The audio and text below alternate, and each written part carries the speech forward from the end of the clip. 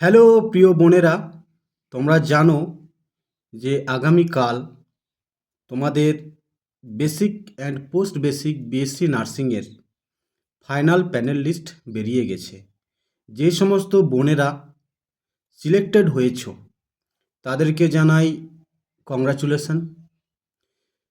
আর যে সমস্ত candidate selected হতে পারোনি তাদেরকে আগামীতে আবার সুন্দরভাবে প্রিপারেশন নেওয়া শুরু করো। কারণ যেভাবে প্যানেলিস্টটা আউট হলো কম বেশি সবাই বুঝে গেছো। তো আমি কিছু কথা তোমাদেরকে আজকে বলবো। তোমরা প্রত্যেকেই জানো যে সব ক্যাটাগরিগুলো ঠিক আছে, কিন্তু এসটি ক্যাটাগরি সেই সংখ্যাটাই কিন্তু সম্পূর্ণ হলো না। তোমরা তোমাদের প্যানেল লিস্টটা সম্পূর্ণ দেখেছো যে সর্বশেষ কাট আপ আর সর্বনিম্ন কাট আপ। প্রথম ক্যান্ডিডেট যে সর্বশেষ নম্বর পেয়ে সিলেক্টেড হয়েছে সব ক্যাটাগরি, আর শেষ ক্যান্ডিডেট যে সর্বনিম্ন নম্বর পেয়ে একজন নার্স হিসাবে সিলেক্টেড হয়েছে, সেই সম্পর্কে আমি তোমাদের সামনে একটা ভিডিও তুলে ধরলাম। তারপর আমি কিছু কথা তোমাদেরকে সেখানে বলবো। তো ভিডিওটা সম্পূর্ণ দেখবে আর অবশ্যই লাইক কমেন্ট সাবস্ক্রাইব করবে। তো দেখতে থাকো। তো বিএসসি নার্সিংদের যে ফাইনাল প্যানেল লিস্ট বেরিয়েছে তার ক্যাটাগরি ওয়াইজ যে ক্যান্ডিডেট হাইস্ট নম্বর আর যে ক্যান্ডিডেট লোয়েস্ট নম্বর পেয়ে সিলেক্টেড হয়েছে তাদের নম্বরটা আমি তুলে ধরলাম। তোমরা দেখো সব ক্যাটাগরির নম্বরটা তুলে ধরেছি। এবার আমার যে বিষয়টা হচ্ছে, আমি যে টপিকটা নিয়ে কথা বলতে চাই সেটা হলো যে এসটি ক্যাটাগরি থেকে বিলংস করা যে মেয়েরা যে হাইস্ট নম্বর পেয়েছে সে ট্যালেন্টেড, সে মেধার ভিত্তিতে জবটা পেয়েছে। এবার যে ক্যান্ডিডেট লোয়েস্ট নম্বর পেয়েছে তার সম্পর্কে কিছু কথা দেখো। এখানে ইউআর ক্যাটাগরি থেকে 61.12 সেই ক্যান্ডিডেট কিন্তু জবটা পেয়েছে, আর যে ক্যান্ডিডেট 61 পেয়েছে সে কিন্তু সিলেক্টেড হয়নি। কিন্তু এখানে দেখো এসটি ক্যাটাগরি থেকে যে ক্যান্ডিডেট 6.77 নম্বরটা পেয়ে সিলেক্টেড হয়েছে তার বিষয়ে কিছু কথা দেখো। এখানে আমি ক্যাটাগরি ওয়াইজ কথা বলছি, এখানে আবার কাউকে কোনো রকমভাবে ছোটো করছি না। বিষয়টা হচ্ছে তোমরা জানো যে বিএসসি নার্সিং সায়েন্স ভিত্তিতে পড়াশোনা করে বা তার উপর ডিপেন্ড করে একটা 4 বছরের কোর্স করেছে। আর তোমরা প্রত্যেকে জানো যে নার্সিং একটা নোবেল প্রফেশন।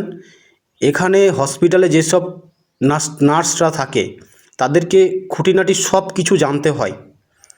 তো আমার প্রশ্নটা হচ্ছে যে ক্যান্ডিডেট 6.77 নম্বরটা পেয়েছে সেই ক্যান্ডিডেটটা কি সিবিটি এক্সামে 100-র মধ্যে 1 পয়েন্ট সামথিং পেয়েছিল, আর ইন্টারভিউতে 5 পয়েন্ট সামথিং পেয়ে কিন্তু জবটা পেয়ে গেল?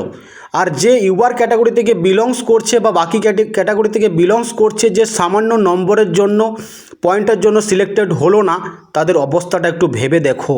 তো আমার এটাই কথা। তো তোমরা কি বুঝলে? এই যে তোমাদের ফাইনাল কাট আপ মার্ক যে গেল,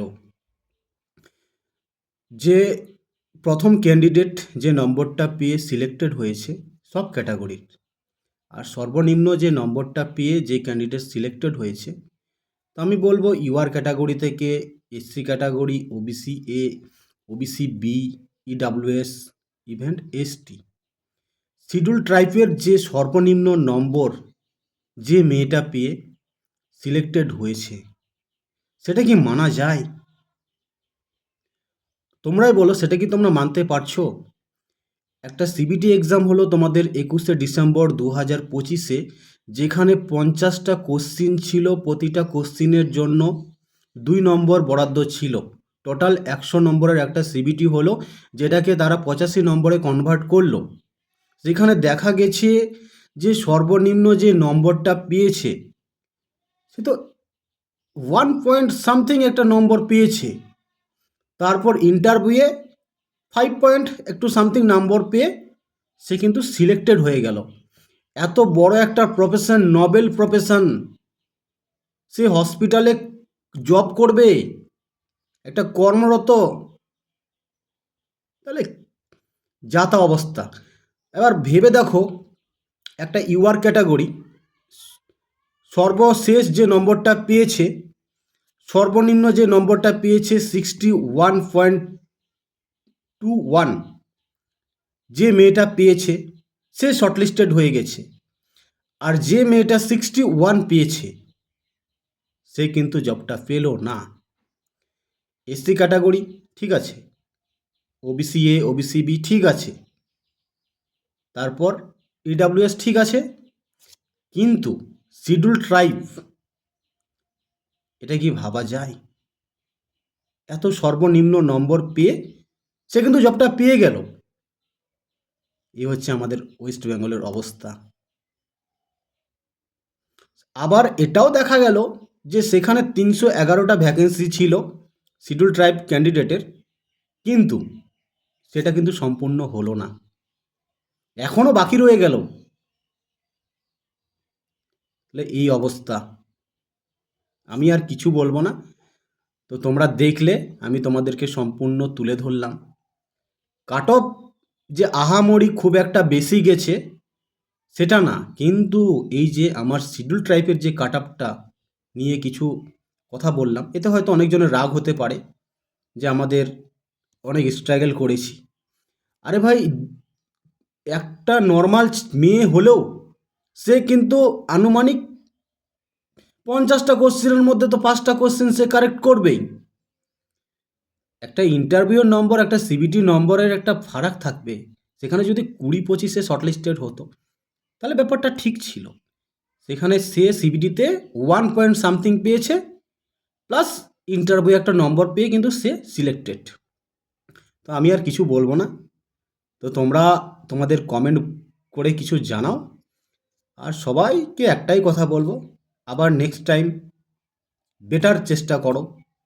কারণ বুঝতেই পারলে ফার্স্ট টাইম সিবিটি এক্সাম দিয়ে প্লাস ইন্টারভিউ দিয়ে যে একটা রেজাল্ট বেরালো, সেটা আমার মনের মধ্যে একটা সংশয় জেগে গেল, আর থেকে যাবে।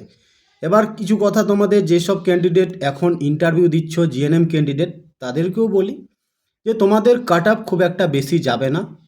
হয়তো এই যে স্কোরটা দেখালাম তোমাদেরকে, হয়তো কোনো 4-5 এভাবে একটু বাড়তেও পারে, মানে আবার কমতেও পারে। দেখা হলো যে সর্বশেষ নম্বরটা পেয়েছে সেখানে বাড়তে পারে বা কমতে পারে, বা যে সর্বনিম্ন নম্বরটা পেয়েছে সেখানেও বাড়তে পারে কমতেও পারে, এটাই হবে। তো তোমাদের 16 তারিখে স্কোর কার্ড দেখাবে জিএনএম ক্যান্ডিডেট, আর 17 তারিখ বা 18 তারিখের মধ্যেই তোমাদের ফাইনাল প্যানেল লিস্ট বেরিয়ে যাবে। তো এখানেই শেষ করছি, আর কিছু বলছি না। তো ভালো থেকো, সুস্থ থেকো।